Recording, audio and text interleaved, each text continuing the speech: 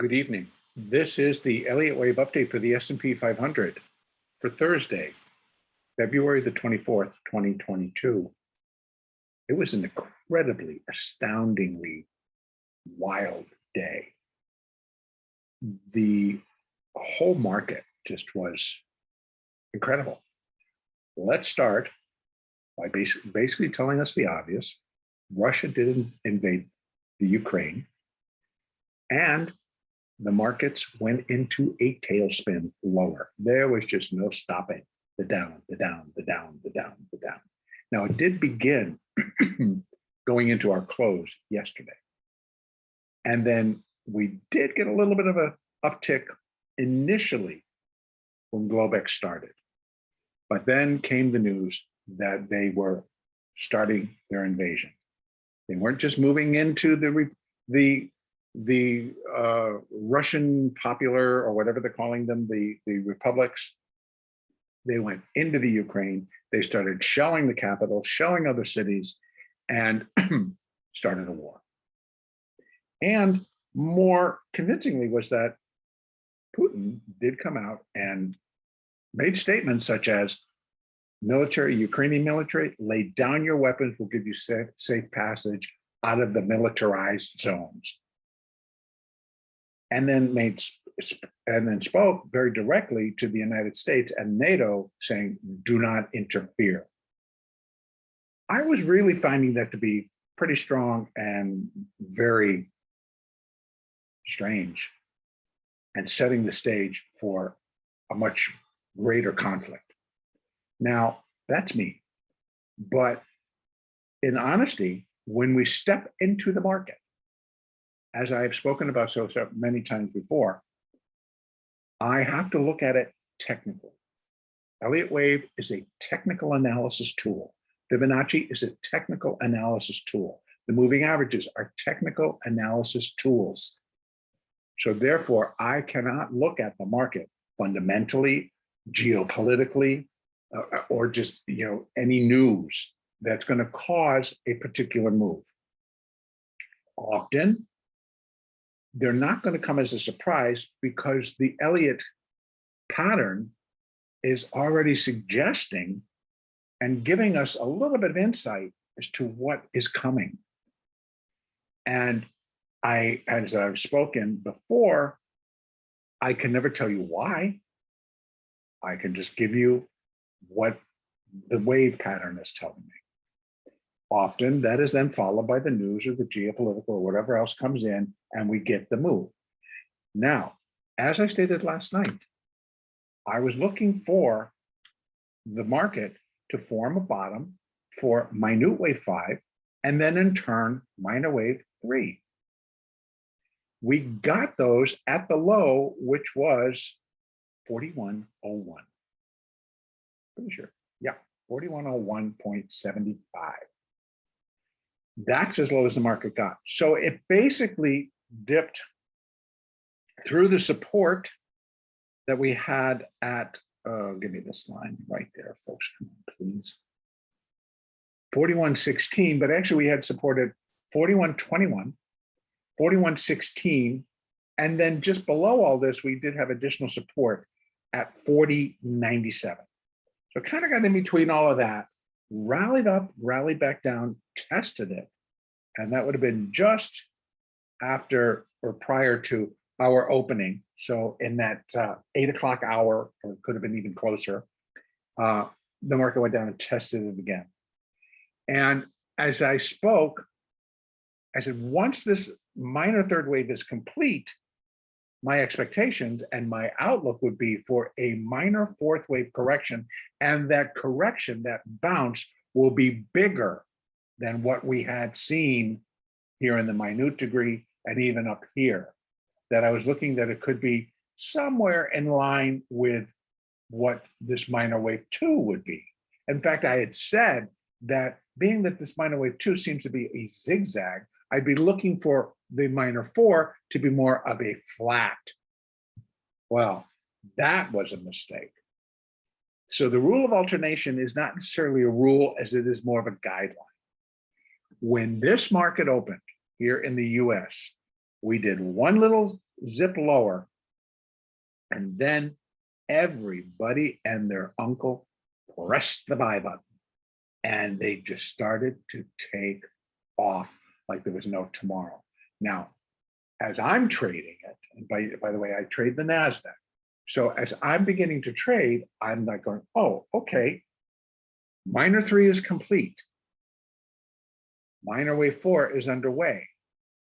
So I quickly put up some Fibonacci in terms of retracements, and we got to very quickly to the 0.236 level. But when we got up to this level, actually, because I was thinking that was the low, that was A. Let me open that up. Sorry. I know I do this often. There's the lows. That was A, that was B, and I'm looking for a C. Well, it got up to here, and I'm thinking at first, I was actually believing that, well, this would have been inside of all of this, just the third, the subminute wave 3, subminute wave 4, we still need to do subminute wave 5 and completing the minute 5. Well, got there, came down, I thought, oh good, we're on the way. No, stop and just blasted then through that 236, got up to the 0.382. Well, actually, when it started to go through here, I went back and realized that's the low. And we're going up in a minor fourth wave. And that minor fourth wave had the potential, as I discussed, to find its terminus, its endpoint, in the fourth wave of one lesser degree, and that was right here. And I showed that last night. Well, guess what? We got there today. That surprised me.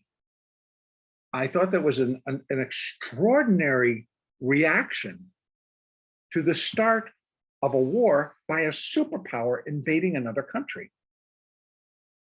I was like, wow, okay.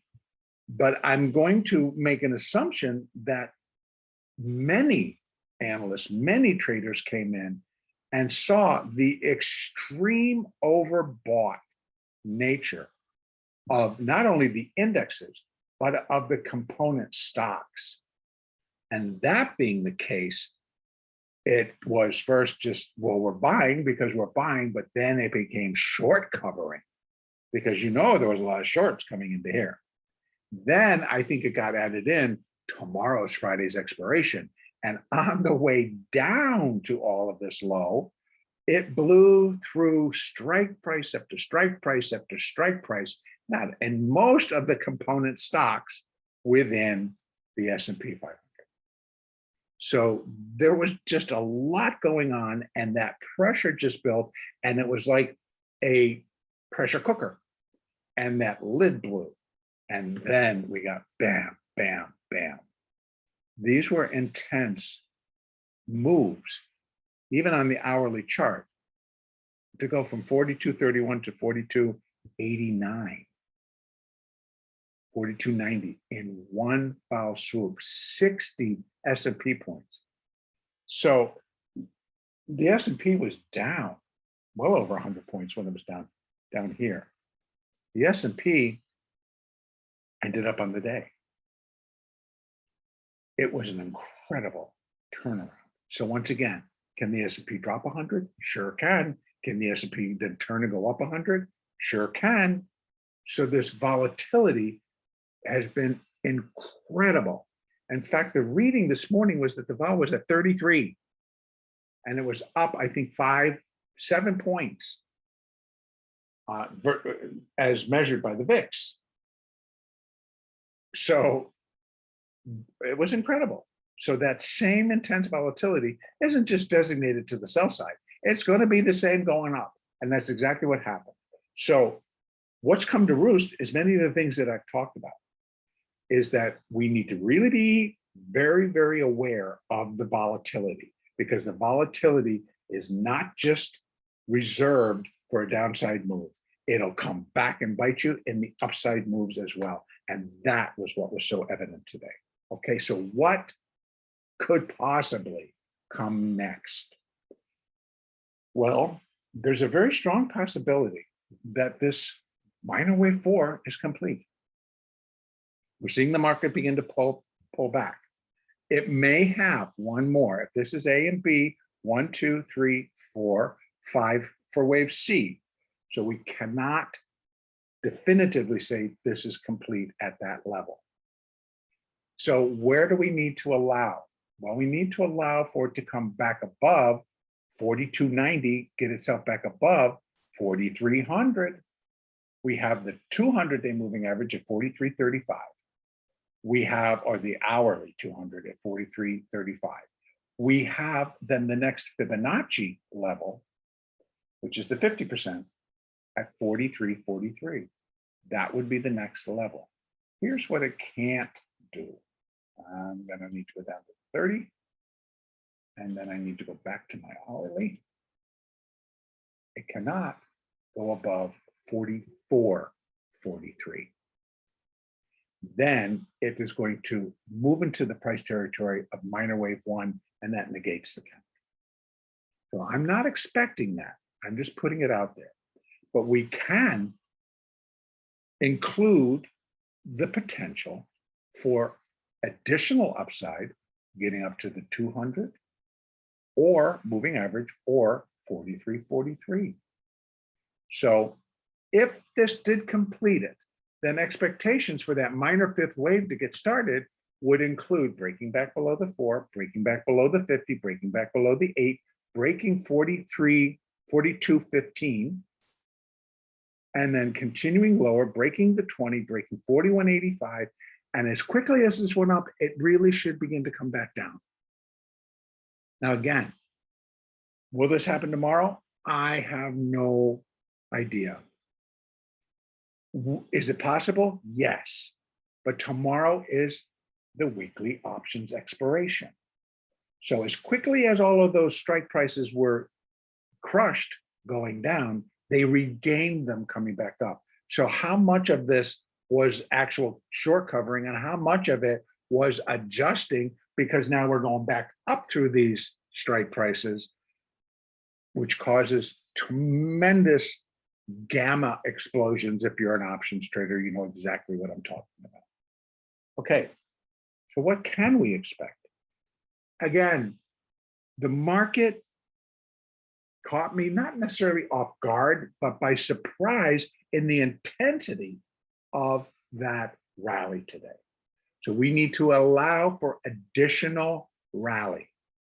So again, resistance 43.35, 43.43, 58. It's going to be very, very light, but the next more serious comes 618, and that's 4,400. A fourth wave coming up to 618.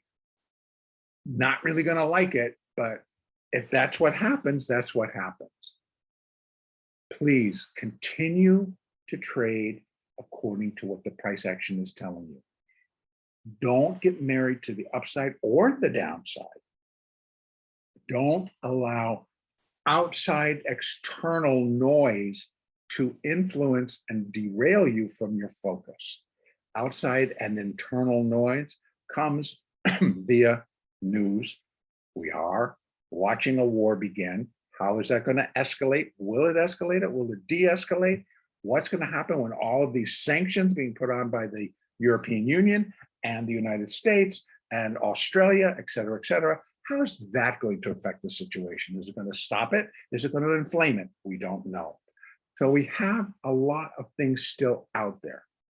But if we're just going to focus on what our Elliott wave is telling us and what the moving averages are telling us, then we are going to be ready to hit either side. So if it's buying and we're going to go up, then we're going to participate. If it's selling and it's going to go down, then we need to participate.